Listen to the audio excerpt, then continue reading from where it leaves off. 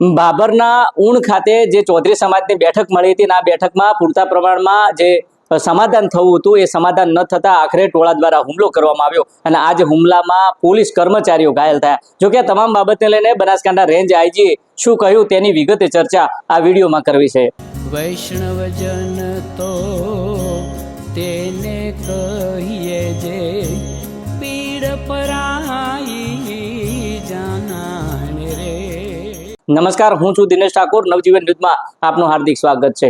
જે પ્રકારે કિંજલ રબારી દ્વારા પ્રેમ લગ્ન કરવામાં આવ્યા હતા અને આખરે ચૌધરી સમાજ દ્વારા કિંજલ રબારીને રબારી સમાજને પરત કરવામાં આવી હતી। જો કે 2 વર્ષ અગાઉ બાબરના રૂણી ગામના જગમાલભાઈ ચૌધરીની જે દીકરી હતી, આ દીકરીને રબારી સમાજનો યુવક ભગાડી ગયો હતો। જો કે તેને પરત મેળવવા માટે પિતાએ આજીજી કરતાનો એક વિડીયો વાયરલ કર્યો હતો અને આખરે આ વિડીયોને લઈને આજે ચૌધરી સમાજની બેઠક મળી હતી અને આ જે બેઠકમાં જે નિવેડો હતો, આ નિવેડો ન આવતા આખરે ચૌધરી સમાજના યુવાનો જે ઊણ ગામ હતું, જે રબારી સમાજનો યુવક જે ચૌધરી સમાજની દીકરીને લઈ ગયો હતો, તેના ગામમાં આ ટોળું ધસી આવ્યું હતું અને આ ટોળા દ્વારા જે લાકડીઓ હતા, જે ધોકા હતા, તેના વડે હુમલો કરવામાં આવ્યો હતો અને આખરે ટોળું બેકાબુ બનતા પોલીસ દ્વારા ટીયર ગેસ છોડવામાં આવ્યા હતા। એટલું જ નહીં, પોલીસ દ્વારા લાઠીચાર્જ પણ કરવામાં આવ્યો હતો। જો કે સામે જે ટોળું હતું, આ ટોળા દ્વારા પણ પથ્થરમારો કરવામાં આવ્યો હતો અને આ જે પથ્થરમારામાં બનાસકાંઠા, વાવથરાદ અને પાટણ સહિતની 3 જિલ્લાની જે પોલીસ હતી અને આ જ પોલીસમાંથી 5 થી વધુ પોલીસ કર્મચારીઓને ઈજાઓ પહોંચી હતી। જો કે પોલીસ દ્વારા આ ટોળાને જે ટોળું હતું, આ ટોળું બેકાબુ બન્યું હતું, તેને કાબુમાં લેવા માટે પોલીસનો કાફલો ખડકી દેવામાં આવ્યો હતો અને આખરે ટીયર ગેસ સહિત લાઠીચાર્જ કરવામાં આવ્યો હતો। જો કે આ ટોળા દ્વારા પણ જે પથ્થરમારો કરવામાં આવ્યો હતો અને આ પથ્થરમારામાં 5 થી વધુ પોલીસ કર્મચારીઓ અને અન્ય જે સામેના પક્ષના લોકો છે તે પણ ઘાયલ થયા હતા। જો કે તમામ બાબતને લઈને બનાસકાંઠા રેન્જ આઈજી પરીક્ષિતા રાઠોડ સ્થળ ઉપર પહોંચ્યા હતા અને આ તમામ બાબતને લઈને આઈજી શું કહી રહ્યા છે તે પણ તમે સાંભળો। એટલે ચૌધરી સમાજ દ્વારા અહીંયા એમની એક જે જૂની મેટર હતી એને લઈને પોલીસ સાથે સંઘર્ષમાં ઉતરેલા હતા અને લગભગ 2.5 થી 3 કલાક જેટલી પોલીસ દ્વારા એમને સમજાવટ કરવામાં આવી હતી। ટોળાને વિખેરવા માટે પણ પૂરી સમજ આપવામાં આવેલી હતી, પરંતુ ટોળું જે આક્રમક હતું અને એને કારણે સમજાવટને બાદ પણ એમની જીત પર રહ્યા હતા અને એમણે જ્યારે પોલીસ પર પથ્થરમારો કર્યો ત્યારબાદ પોલીસે બળ વાપર્યું છે। સાહેબ, આ સમગ્ર ઘટનામાં કેટલા પોલીસ કર્મી ઇન્ચાર્જ છે?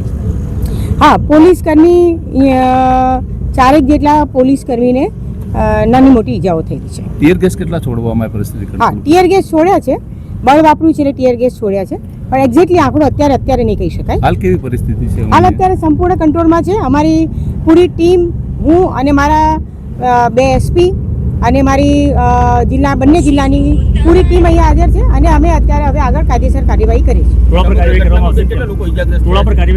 હા, ટોળા પર કાર્યવાહી કરવામાં આવશે, કાયદેસર કાર્યવાહી કરશે।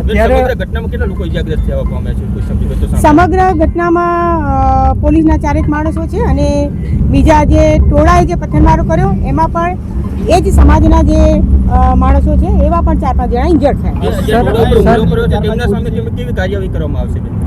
હા, ટોળા પર ટોળાએ જે હુમલો કર્યો છે તો એના પર જે કાયદેસર કાર્યવાહી કરવામાં આવશે। સર, કેટલા લોકોની અટકાયત કરી છે અને ગુનો નોંધવાની કામગીરી કઈ રીતની કરી? અમે લગભગ 35 થી 40 માણસોને અત્યારે ડિટેન કર્યા છે અને એમની સામે કાર્યવાહી શરૂ કરી છે। અંદાજે પણ કેટલી ગાડીઓની તોડફોડ કરવામાં આવી છે જે સમગ્ર ઘટના છે? અંદાજે ગાડીઓની તોડફોડમાં તો એ પણ અમારે હજુ એક્ઝેક્ટલી જોવું પડશે। તમે જો તે પ્રકારે સમગ્ર ઘટનાની વાત કરતા આઈજીએ કહ્યું કે જે દીકરીની જે વાત હતી, આ વાતને લઈને બેઠક કરી હતી અને આ બેઠકનું સમાધાન ન થયું અને આખરે જે ચૌધરી સમાજના યુવાનો હતા, આ યુવાનો બેકાબુ બન્યા હતા અને જે રબારી સમાજનો દીકરો હતો તેના ગામે પહોંચ્યા હતા અને ત્યાં આગળ તે હુમલો કર્યો હતો। જો કે હુમલામાં આ ટોળું ધસી આવ્યું હતું અને આ ટોળાને જુદું કરવા માટે પોલીસે ટીયર ગેસ સહિત જે લાઠીચાર્જ કર્યો હતો અને સામેથી જે ટોળું હતું, આ ટોળા દ્વારા પથ્થરમારો કરવામાં આવ્યો હતો અને આ જે પથ્થરમારામાં 4 થી 5 કર્મચારીઓ ઘાયલ થયા હતા અને સામેના પક્ષના જે રબારી સમાજના જે લોકો હતા તે પણ ઘાયલ થયા હતા। જો કે એટલું જ નહીં, આ ટોળા દ્વારા હાઈવે પણ ચક્કાજામ કરવામાં આવ્યો હતો અને જો કે આ તમામ બાબતને લઈને રેન્જ આઈજી પરીક્ષિતા રાઠોડ સ્થળ ઉપર પહોંચ્યા હતા અને સ્થિતિને કાબુમાં હોવાનું જણાવ્યું હતું। જો કે આ તમામ બાબતને લઈને જે ટોળું હતું, આ ટોળા સામે ફરિયાદને લઈને તજવીજ હાથ ધરવામાં આવી છે અને આવનાર સમયમાં કડક કાર્યવાહી કરવાની જે પરીક્ષિતા રાઠોડ આઈજી છે તેમને ખાતરી આપી છે. જોઈએ આવનાર સમયમાં કાયદો અને વ્યવસ્થાને હાથમાં લેનારું આ જે ટોળું છે આ ટોળા સામે આઈજી રેન્જ અને બનાસકાંઠા અને વાવ-થરાદ જિલ્લા પોલીસ દ્વારા આ ટોળા સામે કેવી કાર્યવાહી કરવામાં આવશે તે તો આવનારો સમય બતાવશે. દિનેશ ઠાકોર, નવજીવન ન્યૂઝ, વાવ-થરાદ.